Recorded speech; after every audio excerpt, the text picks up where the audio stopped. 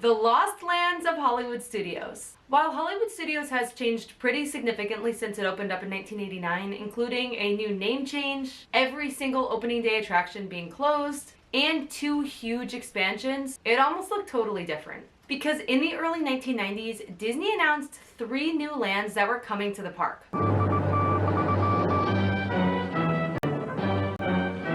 Dateline, Walt Disney World. The newest theme park in Walt Disney World is really growing.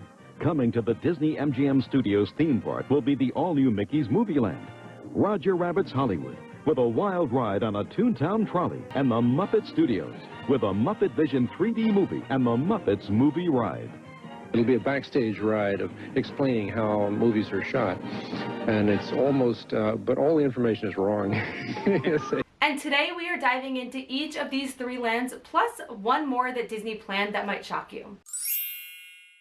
I have been so excited to make this video for a while now because while I have many Disney passions, history, abandoned Disney, another one that I don't talk about quite as much is Disney's MGM Studios. I pride myself in knowing almost every single piece of Disney MGM Studios history, the abandoned catwalk bar, the hidden Mortimer Mouse detail in the pavement, even the roads that they built backstage to reroute people. I love Hollywood Studios history, and this is some of the most interesting. So let's dive into it and start with Roger Rabbit's Hollywood. Roger Rabbit's Hollywood was a land that was going to be built all around the movie Roger Rabbit, based in Toontown. It was going to be a part of a Sunset Boulevard expansion and been located approximately where Rock and Roller Coaster is today. The land was planned at the height of Roger Rabbit's popularity in the early 1990s. The movie was a smashing success and people wanted park representation. And so Disney knew that they needed to act on this, and they had some great ideas. The land was going to be like Toontown from the movie, including the cartoon studios and all of the cartoon peculiarities. Things like boxes of TNT, grand pianos hanging from the ceiling, and Roger-shaped holes in the walls. More on that later. Now, one important piece of context to know is that Disney had actually planned for a new attraction that would be built on Sunset Boulevard connecting to this land, and that was the red trolley car. Just like Disneyland's California Adventure, which has the red trolley, Disney World was going to have something like this. It would have run along Hollywood Boulevard, potentially to the Chinese Theater,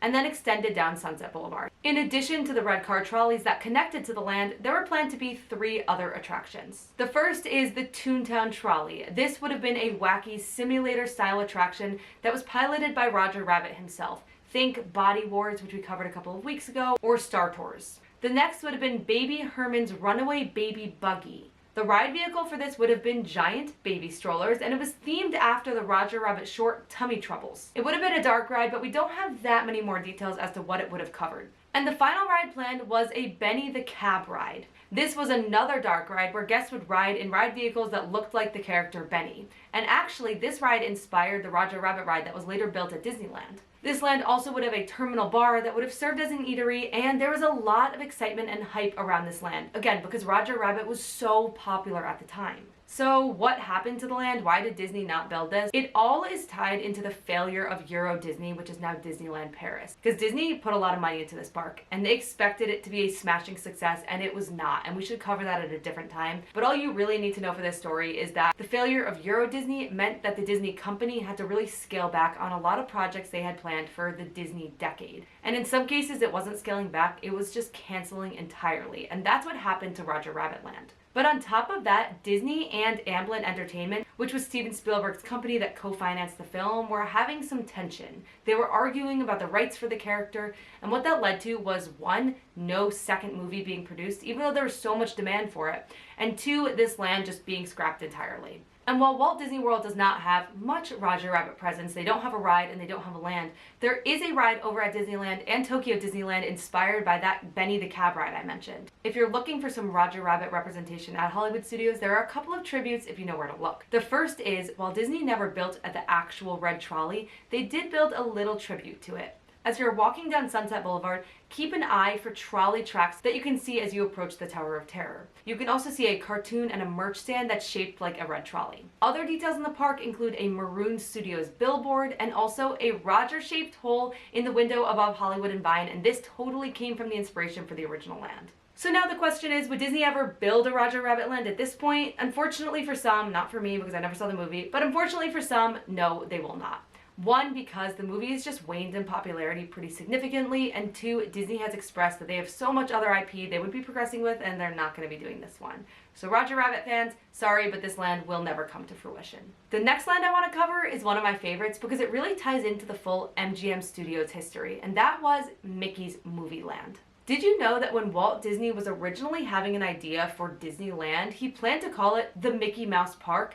It was going to be a lot smaller, but there was always a desire to have a land or a ride focused around Mickey Mouse. And 2 weeks ago, we covered that Disney did build a land like this. It was called Mickey's Birthday Land, and they built it at Magic Kingdom. And if you want to learn more about that land, you should watch that video. But they did consider building something similar at Hollywood Studios. This also would have been a part of the Sunset Boulevard expansion. The land would have been dedicated to the old-fashioned Mickey Mouse shorts like Plain Crazy and Steamboat Willie, and included a replica of Disney's original Hyperion Avenue studio.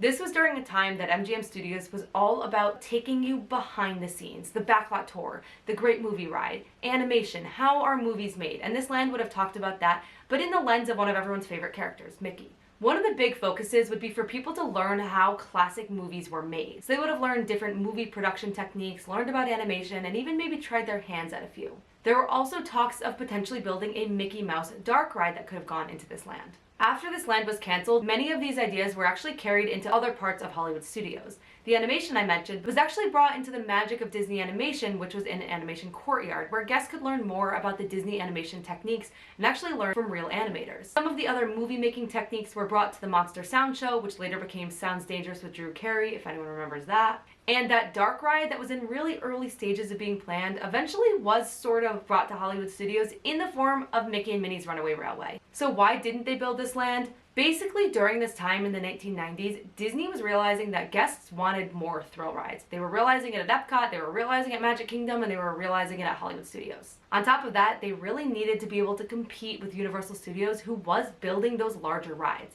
So Disney decided to build a Tower of Terror attraction, a thrill ride. It featured one singular drop, another thing we should talk about later, and it was a huge success, and that really just cemented to Disney that thrill rides were the path they were going to take forward.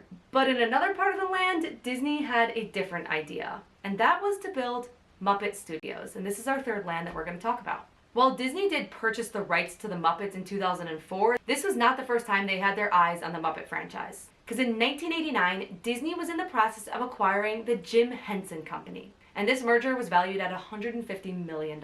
And part of this acquisition meant bringing a huge Muppet presence into the Disney parks. This effort was led by Michael Eisner himself. So at Disneyland, Disney planned something incredibly wild. In fact, I think this is the most wild thing that Disney has ever intended to do, even crazier than Stitch toilet papering Cinderella Castle. Because Disney planned to temporarily rename Disneyland to Muppetland. After Disneyland's 35th anniversary, Mickey and his friends would go on a vacation and take a well-deserved break. The Muppets would step in to help run the park. So yes, for one singular year, they were going to rename the park to Muppetland, and they were going to do a lot of other stuff too. You know the Mickey Mouse flower bed outside of Disneyland? That would have been a Kermit flower bed. You know the Matterhorn? They considered painting it green. I know this sounds crazy, but it's true. There was going to be a Muppet parade, and they also planned to bring some of the Muppet presents into classic rides like Small World and Pirates of the Caribbean. Yes, this is wild, and yes, it did not happen. We'll get to that more in a minute. Because while Disneyland was just planning a one-year overlay, Disney's MGM Studios was planning something much bigger, a huge Muppet Land. And Jim Henson was totally on board with this. He was even at the opening of Disney's MGM Studios. Basically, Disney wanted to structure their partnership with the Muppets in the same way they did with George Lucas from Star Wars. So in the first year that the park opened, there was instant Muppet presence. Because 1 year after the park opened, Disney added some big Muppet presence with a new Muppet stage show. And that was called Here Comes the Muppets. And that show paved the way for way more Muppets to come to the park. Yes, a full Muppet Land. It would have taken place in the streets of America, but not in just a generic, unthemed New York area. Instead, they were going to create the Muppets' actual lot, where they actually filmed their movies. The land planned to have a lot of wacky Muppet-type attractions. They were going to have a climbable tower that had all sorts of music instruments, and at the very top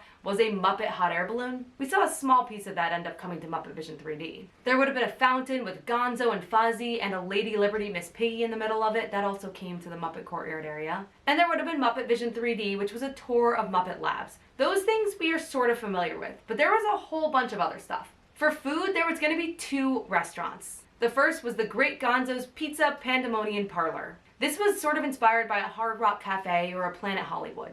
One of the most interesting things about this restaurant would have been that your meal would have been delivered by an animatronic rat, and the Swedish chef would have been in the back cooking with plenty of explosions. And speaking of the Swedish chef, they planned to be a show, sort of slash restaurant slash just character experience with the Swedish chef, called the Swedish Chef's Cooking School. But the most iconic ride that they planned to build, and the one that Muppet fans are devastated that wasn't built, was the Great Muppet Ride, inspired by the Great Movie Ride.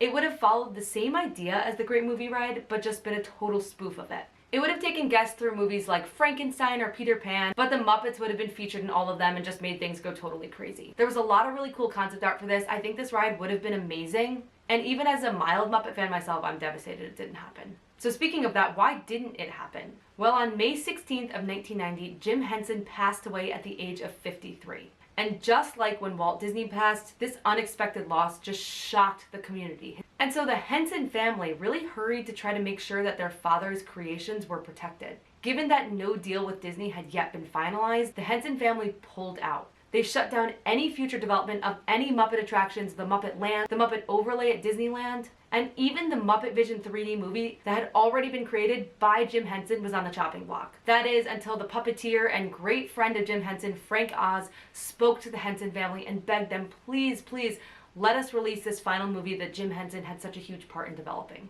And so 1 year after his passing, the Henson family did agree to let Disney show Muppet Vision 3D, but none of the other parts of the Muppet Land ended up happening because the Henson family just had no interest in proceeding with the Muppet Studios land. And so that land was scrapped forever. And as we know, or if you haven't heard, I'm gonna break this news to you right now, that Muppet Vision 3D and Muppet Courtyard is permanently closing and going away, which means the final piece of Jim Henson's legacy at Disney is ending.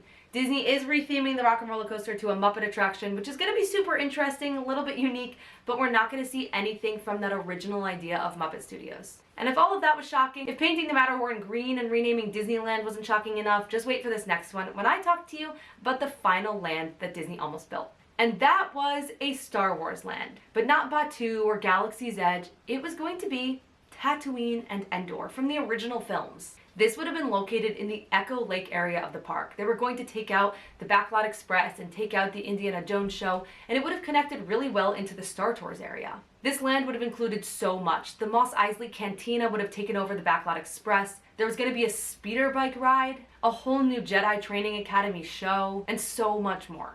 But Bob Iger canceled it. And why? We're going to get into that next week because we're diving into the entire history of Galaxy's Edge. What Disney did right, what Disney did wrong, what promises they completely broke, and why they built Batuu instead of Tatooine. Because most Star Wars fans know that they would kill to go to Tatooine, and Batuu didn't end up living up to all of their promises. So that's all I have for you today about the long-lost lands of Hollywood Studios. Lands have been planned, and then the concepts have been totally abandoned. Beastly Kingdom at Animal Kingdom. Discovery Bay at Disneyland, possibly one of the coolest lands that Disney could have ever built. Edison Square at Disneyland. The announced Israel Pavilion at Epcot. The Iran Pavilion at Epcot. The Soviet Union Pavilion at Epcot. The Spain Pavilion at Epcot. We should probably cover the pavilions that Epcot was going to have. I have so much more to share with you, so let me know what you want to hear next. And be sure to tune in next Monday for Mouselet's Monday to learn more about why Disney didn't build Tatooine and how they ended up going on a completely different path. I will see you all next week, but for now, be sure to like and subscribe to this video, and thanks for watching!